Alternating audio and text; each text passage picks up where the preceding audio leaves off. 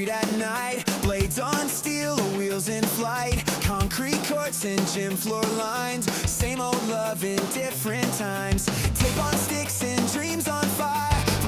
Today we're joined by a very special guest, Matty Sigel, a Thai national team veteran player from the U.S. and SHL veteran, was a part of the runner-up team with me on last year with Aware. Welcome to the show, Matt. Thank you for having me. Happy to be here. Yeah, I'm just excited to be a part of ice hockey in Thailand, and made the national team once, but it's my claim to fame, right? Well, you want to talk about your time on the national team. I think you're still in the top 5 overall penalty minutes for the national team in World Championship competitions. You only played one tournament. What happened there? Well, when I made the national team, I didn't really mesh well back in the day. Like, that was like 2018. It was really cliquey, like the hockey. Like on the national team, there were just groups of people, and everyone would dress separately, and I was just the new guy. Like, I didn't know what's going on, and people didn't like me because I was just new. And they thought, "Oh, you're just too old." And like when they found out I could hit, then people changed their attitude toward me. And then when I made the team, it was a lot different. I ended up being an enforcer, the enforcer for the team, and I'm not the biggest guy on the team, but I was the one with the most tattoos. So, when we were there, they briefed us about slew foot, and if you slew foot someone, then you're gonna get a 5-minute major and a game's conduct. And we were playing against UAE, and they pretty much did the same thing that Indonesia did, and they're the ones that started the whole thing about getting imports and giving them passports in order to make the country look better for hockey. But these people don't have a drop of Emirati blood. But anyways, they had 4 Russians, and there was one guy, and basically Yohani was the coach at the time, Yohani Ijas, and he said, "Matt, go follow this guy around." So I was just doing the goon thing, giving him cross checks, giving him hit shots in the back, and I forgot that we were playing international, and there's 4 refs. There's 2 main refs, and there's 2 linesmen. So there's 4 refs on the ice. The play changed direction, and basically I kind of skated by the guy and gave him a little tap on my foot, and he embellished it. Like he embellished it pretty hard. And there was a referee behind us, so he saw the whole thing. So that was 5-minute major and game's conduct. So I think I pretty much averaged like a penalty every game. So, I think it's something like, I think I looked at it the other day. I think it's something like 30 something minutes in 3 games. Yeah. Oh yeah. So I mean, I had friends that I used to live in Dubai, so I had friends that came from Dubai. They drove an hour and a half to come watch because it was free entry in Abu Dhabi, and these are my boys who play golf and stuff. I'm third line, right? So when I finally get on, I play literally for like 5 minutes, slew foot the guy, and then they kick me out of the game. And these guys are like, "Why did we drive all the way over here? We just watched it on TV." But anyways, they came to support, and it was a good experience all in all. It changed a lot for the national team. Hopefully things are going in a better direction. Basically a little bit about myself. Born and raised California, half Thai, mom's Thai, dad's American, Jewish American, so I'm a Buddhist Jew. My parents put me in figure skating when I was 4. My sister was a figure skater. And then when I met my stepfather when I was 8, he took me to my first game. We moved to Portland, Oregon, and we were living in California. We moved to Portland, Oregon, and he took me to my very first Portland Winterhawks game for the WHL. Bought me a little souvenir stick. That was the end of it. Super bouncy ball, just running around my house. Grandma's cooking food. She's like, "This kid needs to get into hockey." So she had to talk to my parents, and mom was like, "He'll get hurt. And dad's like, "He'll smack his head on the ice doing figure skating. What do you want him to do? Let him be a man," So basically, they put me in hockey, and first year I went for tryouts, and I made the B team, which I didn't know anything about traveling. So we actually on a travel team, which was fun. And because I was skating for like 4 years before I picked up a hockey stick, I knew about edging and all that stuff. So I was that much better of a skater than all the other kids. So that was my little advantage and everything. So, and then when I was 13, we moved to Lake Arrowhead, back to California, which back then was the mecca of ice skating. Like I don't know if you know about figure skating, but like Carol Probst is the lady that built Ice Castle International Training Center. Is that near Anaheim? It's in the Lake Arrowhead. It's in the San Bernardino Mountains, so it's 5,000 feet up. So you're you're training at altitude, right? So like they had like a state of the art ice rink where it was just for figure skating, where you just step right onto the ice. Like there was just benches around, and then you would just step. There's no boards or anything, and then there was just a big mirror at the back, and that was only for figure skating. And then they had another rink that was just down the road, and it was outside. It was 3 walls were outside, so basically it was just outside, and there was a rink, and then there was a warm room. But like back then, it was so cold that the rink could be outside. Now the rink is no longer there, but that was the training hub. So like Oksana Bayou, Surya Bonali, like all these famous figure skaters. Michelle Kwan, I sat next to her in my algebra class. That's when I claimed the fame. She sat next to me, and like that was before she was all famous. But like Mr. Chance, obviously. yeah, no. So so then my parents decided to retire in Thailand when I was 26. So I came to visit them, and I just never left. And then I found out there was hockey in 2013. I found out about hockey here in Thailand, and then I heard about Sky Murray, and I started emailing them, and then I ended up playing VIHL. They had like some team that they just threw a bunch of people together, and FBI was on my team, Tommy Hakkinen, like Messier was on my team. Like we had it was a wide spectrum. Alex Manton, the scorekeeper, he was on our team too. He was playing hockey back then. So yeah, that's how crazy it was. We had a division, and Boy was our goalie. Boy. Oh yeah, I played with Boy before. Yeah, so like it was cool. Came out. Yane was on our team. Kankamba, the rocker. Yeah. So like we had it was pretty fun. So like that's when I was playing, and then like I stopped for a while, and then I came back in 2016. I started playing SHL again, and that's when I got my Thai ID in 2018, and that year I was on SHL, and Johanni was on my team, and he was coach, and I was like, how do you go about getting on the national, or like trying out? And he was like, you got to come to the tryouts. Like, when is it? You got to come to the practices. Like, okay, tell me when, and just show up. And that's when you start getting the looks from people, like, who's this new guy, and blah blah. And then like all the practices were basically just non-checking drills and everything. And then finally, when he said we're doing tryouts, we're hitting now scrimmage, I'm like, oh, we can check. And I'm like, oh, we can check. So then started laying these people out that were just head down, and like, yeah, that's when people started giving me more respect, But like, it's taken a while. Like, I mean, it's the Thai mentality of people. They just think that they're the best, or Here it's very much more of a skill game. We're both from the U.S. North American game's a lot more physical. It's a lot more gritty. It's a lot more work in the corners. Here it's very much spread it out. A lot of individual play as well. And back when you were coming into doing that, I think Ken probably would have been here, and maybe Patrick would have already been here. But oh yeah, when I was on the national team, Ken hadn't been living here for 2 complete years, so he couldn't be on the national team. So he was appointed the assistant coach for Johanni. Okay. And then Patrick was on the team. Hideki was on the team. Masato. We had a wide variety, like Yin. Who else we have? There was a lot of people. I think Tor would have been playing. At that time, like no one really cares about Worlds because they don't get paid, and that's the thing. Like, what's the point of going to Worlds, or even they don't take care of it. Like, I mean, you don't get paid much for being on the national team, and that's a known fact. And I mean that's probably why there's a lot of stuff going on right now in Thailand hockey. I mean, I don't want to give my opinion on that, but like things are happening to maybe help hockey move in a right direction, but I don't know how that's gonna pan out. But in the end, like, I was happy to be on the national team. Like, there's no way in hell I'd make the U.S. national team. If I did, then I'd be in the NHL, right? But anyways, when I got given that chance and they said I made the national team, I was so proud. I was so happy. My grandma was so happy. My mom, my parents, like everyone was just over the moon.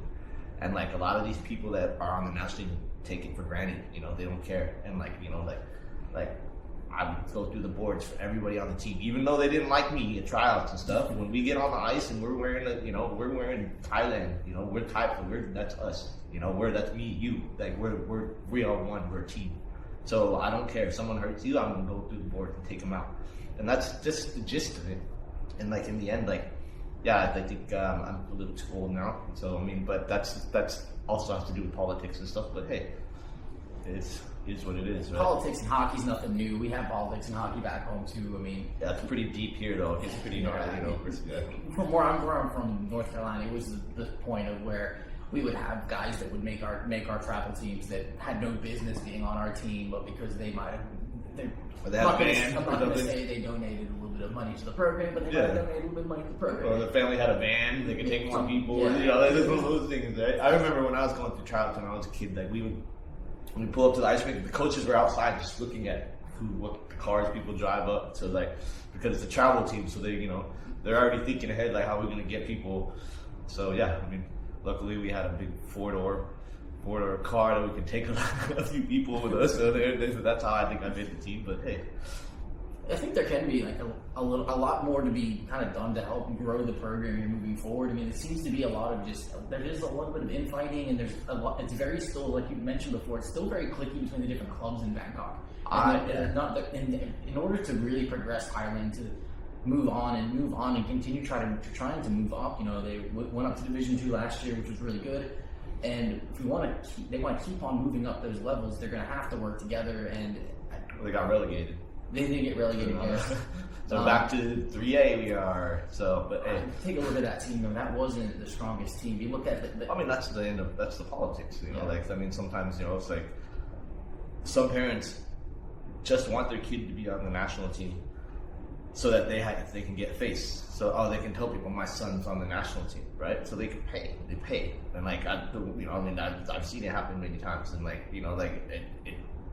at the end of the day, it needs to be the best players. And like I stopped coaching for a while, and then I believe it was September, one of my students, when there was a rink in Pattaya, I was coaching these kids, and so I stopped coaching, and it was 2018. I was coaching this kid who was 6, and his brother was like 7.5, and these kids were really good, and like they just natural athletes. Well, their mom, they live in Pattaya. Their mom called me out of the blue and said, "Hey, what are you doing next month?" And I said, "What?" She's like, "Do you want to go to Australia?" I was like, "What are you talking about?" She's like, "I need your help." I'm like, "What's going on?" She's like, "We have a team and we want to go, but we don't have a coach."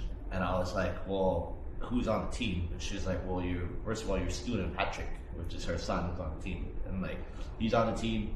And I was like, "Well, if I coach, do I get free reign? Like no one's gonna tell me what I should and shouldn't do?" Like she said, "Yeah," and I said, "Okay, I'll do it for you." So they handed me this team. There was a bunch of a couple kids from Chiang Mai, a couple kids from a few kids from the Icebreakers, goalie from the Warriors. And basically I met them 3 weeks before we had to leave, and we did friendly games with these other clubs, and then just tried to mold them. And then we went to Australia. It was a Peewee team, U13.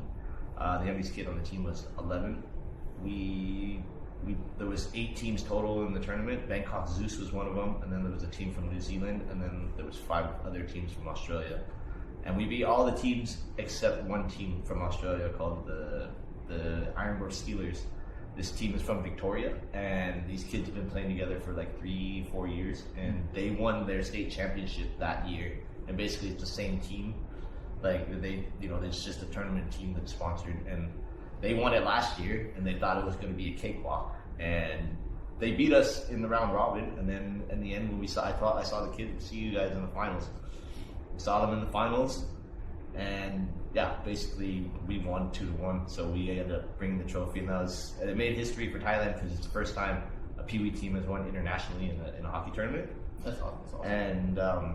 And the Queen Mother, God rest her soul, had passed the night before, and so basically the day of the game, I was like, "Look, team, this is we have a chance to make history, and if you don't want to do it for yourself, you can do it for your country, do it for your queen."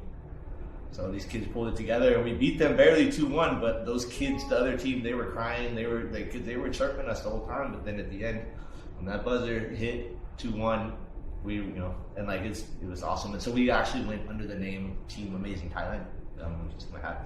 But basically, we got backed by the Sports Authority of Thailand and the Tourism Authority of Thailand to go under the name Team Amazing Thailand to help promote tourism. So basically, we went and handed out bags and handed out all this stuff to all the teams. So just using hockey as a vessel to help promote tourism, to help the country do well. So I was happy to be a part of that.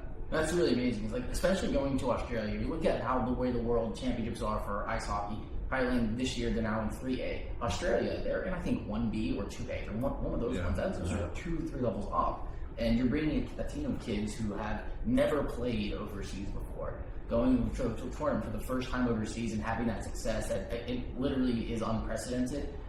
It's probably Thailand's first time they won a medal anywhere that was outside of Asia. The trophy is like a U13 Peewee team. Yeah, that's the first time. Like, because usually, they always get second, third. Like, they never brought the trophy home. Mm-hmm. And like this tournament has been running for about 10 years. So basically, the cup is pretty big, and we get our name. There's 2 cups. We get one that we take home, and then we get one that's a big cup that stays in Australia. But we get our names engraved on it. So it's like that's really cool.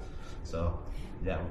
Pretty happy it's about also exciting that there's 2 Thailand teams in that tournament also. It's great that they're going out there and challenging themselves. That seems to be something that I heard this from other people who coach here too. They seem to do that a lot more at the younger levels. Like they'll go to Japan, Korea, and play these tournaments. But as soon as it gets into the body checking, then they stop going. Yeah. So like this tournament, the Peewees, they didn't allow body check. They allowed like minor bumping, not really, like you can't lay into some, but like the division up bantams, people were getting tanked. Like there were kids that there's one kid that was he was a Peewee, right? He's like 7 foot tall. I kid you not. The kid was just like stepped on stuff. And he was, I swear, and he played against, and like he scored the only goal, like because he played for the team called the Saints, right? And like it's like a I think it's a Catholic school. But basically, he was huge, and I'm like, and he was Peewee, and he scored the only goal, but he was also playing bantam, and he was taking people out, and like, and when we went through the handshake line, I was like, hey, are you sure you're Peewee? Like, he's like, yeah, I'm a Peewee. I'm like, you don't look like you're Peewee, right? But like, that's just people have the growth spurt, whatever. But like, that's also something that Thailand has historically not been a very big team. Well, they don't teach. One thing is they don't teach body checking much, and like people don't know how to take a hit, and then if they get hit, they want to hit somebody, and they don't know how to give a hit, and then that's how it ends up penalties, or you get all these problems, and like in the end, like that's just Thailand in a nutshell, right? Like trying to make a difference. I'm trying to actually. I was gonna start doing like a weekly off-ice training at HTC. So I mean, if people are interested, like they can contact HTC or contact me or you, and like we can work something out. Like we're just trying to grow the sport of hockey in Thailand, to make a difference. That's the most important thing is we want the growth here, and you're kind of transition a little bit. So we have a new league starting actually tonight as we're recording it on Monday. On this Monday, we had the Flying Frogs Hockey League. That was a big part of getting sponsorships organized and getting the whole league set up. He's a player for the Pattaya Wolves. So, like, what are your thoughts going into the first games of the Flying Frogs Hockey League? I'm excited. It's a beer league, and like it's gonna be an unbiased league, and we're all here to have fun and like bring the game of hockey back to what it used to be. Like you don't if you're not having fun, then what's the point of playing? All you're doing is getting upset and punching people and stuff. That's not I mean, it's fun to an extent, right? But then like like it's not fun when you're losing like 10-2 or something like that. Like, but we want to we want to try to make it fair. So. I'm just happy to be a part of it. And like Sedona Villas, my family's villa development in Pattaya, we sponsored the Pattaya Wolves. So basically, I'm on the Pattaya Wolves. You can look for me, number 00. They actually let me have my number in this league. Yeah, they actually let me have my number in this league because in SHL, for some reason, they said, oh, I was not allowed. I'm like, this is a beer league, right? So I asked in this league, I'm like, can I have my number? Like, yeah, you can have your number. So, yeah, excited. First game, puck drops at 8:45. So yeah. Pattaya Wolves, do you know how they got the nickname the Pattaya Wolves? So each captain got to pick the name of the teams. Yeah. Right. So like Dom's a wolf. So Dom is the captain. So he picked, and it was supposed to be Sukhumvit Wolves. And basically, I told Dom, like, I'm happy to sponsor. I talked my parents into sponsoring. Happy to sponsor. But the one thing is, I gotta play on the team that I sponsor. And Dom said, well, I mean, I want you, like, and me and Dom have been trying to play together on the same team for a long, long time. And like, it has never happened, right? So he said, well, you can sponsor my team, and we'll change the name from Sukhumvit Wolves to Pattaya Wolves. And then, so basically, I ended up on his team. And I said, yeah, well, I mean, I'd like to have Uncle Johnny on our team too. Uncle Johnny's a veteran from Pattaya, old school destroyer. And so, yeah, Dom luckily got first round, and he picked Uncle Johnny first. And then I went second, obviously. But like, I was already reserved to the team, but he could they let him take, his own first round pick. So first round overall was Uncle Johnny McHugh. So guy's 68 now. So we'll see how he plays. He's got a really nice shot, so we'll see how he does. The thing with this league is a very inclusive league. They want to make sure that people have the opportunity to play. People who maybe they weren't drafted in the SHL, or ones maybe the schedules don't work out. It gives them another opportunity to play. I think it's also exciting that you have some women players in the league, which the women's national team is on this great run. They won the World Championship 2 years ago. They fucking would have won last year if there wasn't this fuck up of a scheduling mishap of flights that left half the team not there for the first game. And then they just dominated the SEA game. So you have, I think there's four women players in the league. Two of them that just won the gold medal at the SEA games. One of them who is in and out of the national team. And then one of them, Nikki, was I think one of the best women players in this country. I don't think she's eligible to play yet, right? Oh, really? I don't know about that. I don't know either. I don't know too much about the women's national team. I just barely getting back up to Bangkok. We just moved back up here for the league. So I mean, I have a place here, going back and forth to Pattaya, but like, I don't really know too much about the women's national team. But I do know that like August and Namtan are playing. Namtan's on my team, and August is on Messier's team. The retarded Reapers. Oh no, sorry, it's Yanoa Reapers. I think so. Rachada. Oh yeah. Yanoa Devils. Yeah. Those are both two solid national team players. Punchy was on the Asian Winter Games team. She's on which team is she on? Punchy. I can't. She's on the other one of the teams as well. Simon's, the Beavers. I'm not sure. Yeah, I think she is. Yeah, I think she's on Simon's team. Simon's team, the Beavers. And then we have Nikki, who is from New York. She's Thai, but from New York. I don't know if you played with her before. She's very good. No, she's very good. Okay.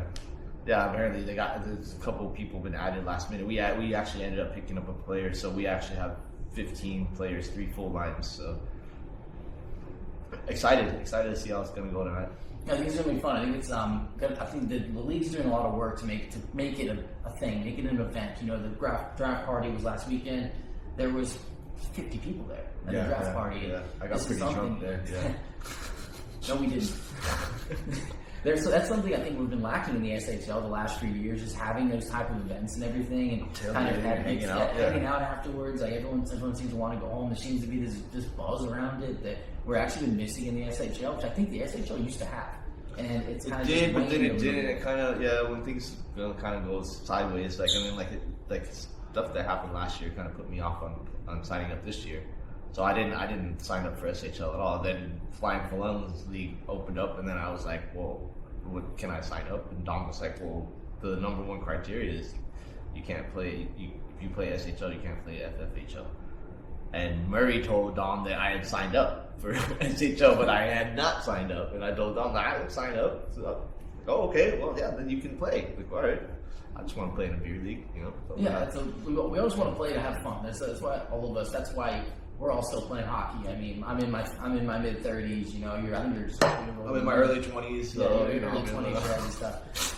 So we're still playing because we want to enjoy playing. I mean, last year's It's gotta be SHO fun, was, right? You know, like yeah, it has to be. I thought fun. It's not work. I didn't think last year's SHO wasn't that bad. I mean, I think our team, aware team, was. I had fun playing. I had fun playing on that team. Yeah, I like how there's no subs, but then this year, but then like no subs, and you have to play with 7 people. I saw like Yeah, but we have to. It's just the way we have to figure out what to there's do no happy about medium. that. Yeah. The problem that you will have too if you just have open subs is then you'll have guys that won't sign up to actually be on a team. And I think the idea behind having no subs is to encourage more players to sign up as a full-time player. That's why they actually expanded the rosters from I think 12 skaters to 15 skaters for this season. But then nobody showed up, And that's crazy. Like 8 people didn't show up, and they said Yeah. it's still the end of the the holiday break, and I'm like, dude, it's Sunday the 11th. People need to come back because they gotta go to school and stuff. We gotta work, right? Anyways, Yeah, the international schools went back today. Was their first day back. Okay. So there was that break for that. But then still, yeah, these guys haven't been showing up. So there's that. But I think it's still better than having just how it was like last year when you were missing a guy. Then the sub player would be Patrick Forstner, who's one of the best players in this country. yeah, that's and not they fair. try to match subs, but then like there's like influences and stuff like that make some of the subs unfair, But like, hey, it's something that we have to go through in order to make changes in hockey. Like, so did you see SHL this year? They eliminated the subs, which it makes it better. But then like when people don't show up, it doesn't really help. The teams are fucked when it doesn't show up. Yeah, like, exactly. The key part of this is show the fuck up to the games. Yeah, man. If you signed up, show up. Show up. If you Don't signed sign up if you're not going to show up. Yeah, because then you're taking a roster spot from somebody who could have been drafted that would want to be there. Like for every single game. But I heard like this year there's only 4 teams instead of 5 because a lot of people were put off about like the stuff that happened, what's going on last year and stuff. But like this year it seems that like things looking a little bit better. But we'll see how. I think things are looking better for sure. It hasn't seemed like there's been as much bullshit as there was last year. There hasn't been no teams had to make like a separate group chat or anything like that. At least not we know of just yet. So there hasn't been as much bullshit as last year. I think the teams are all pretty fair. When you have like there's one team last night had 13 skaters, the other team only had 7. Again, that's kind of on who shows up. So I'm on my team, Easy Health. We have guys. We always show up. Everyone shows up, and that's what Brandon, Brandon, the captain, picked the team because of that. He picked players that he knew show up, and he knows show up every week. Yeah, and that's it is definitely a strategy of like just if you can just have more guys. That's definitely helpful. I mean, it's helpful having Stepan too. He's still dominant in the league. Single-handedly taking over the league. But that's good on him. He's about to hit 100 points in 1.5 seasons. So there is that, which is pretty outrageous. Yeah. Then too, even last night, and we're getting off on the tangent on SHL shit, but we played the team last night. Their goalie got hurt. He's out for the year. There's not a lot of goalies available. Who was their goalie? Achi. Oh, really? Yeah. And then I saw you guys. They brought in It's like can play well, but last night he looked a little rusty last night. But I mean, also like he only had 7 players like on his team, so like people were gassed. So no, like it's hard for some people to back check, and especially the later it got in the game, you could just tell people were just like. Oh, we were just rolling lines too. Yeah, let's count this up.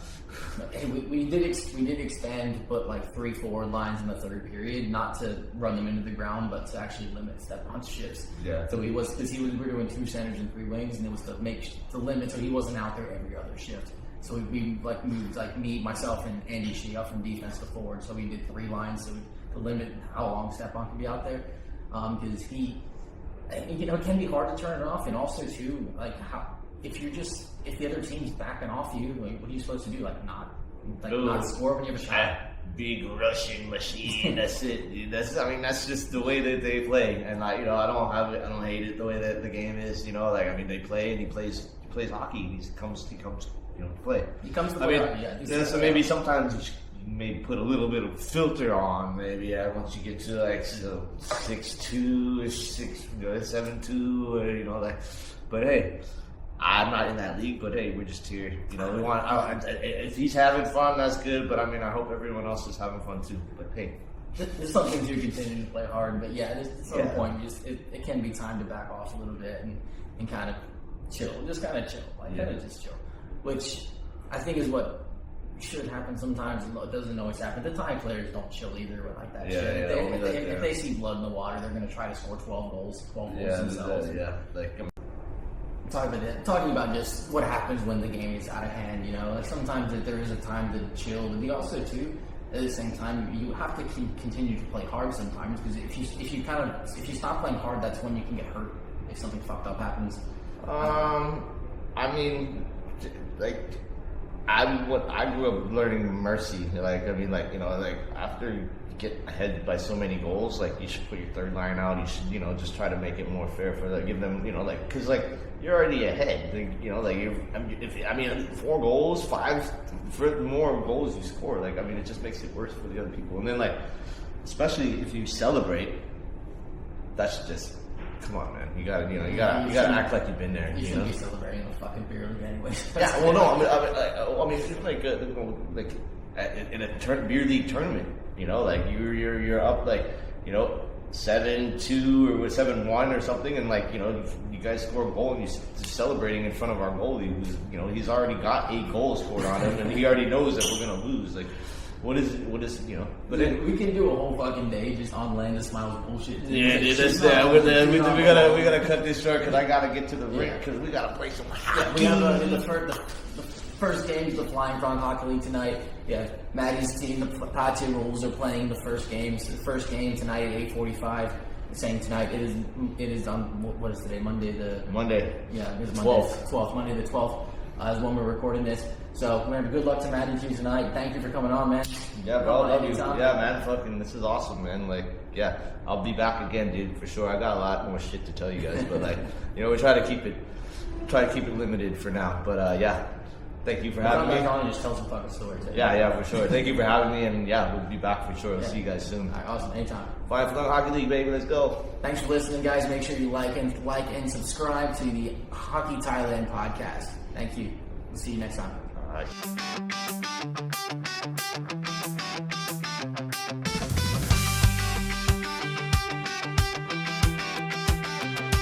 From the ice at dawn to the street at night, blades on steel, wheels in flight, concrete courts and gym floor lines, same old love in different times, tape on sticks and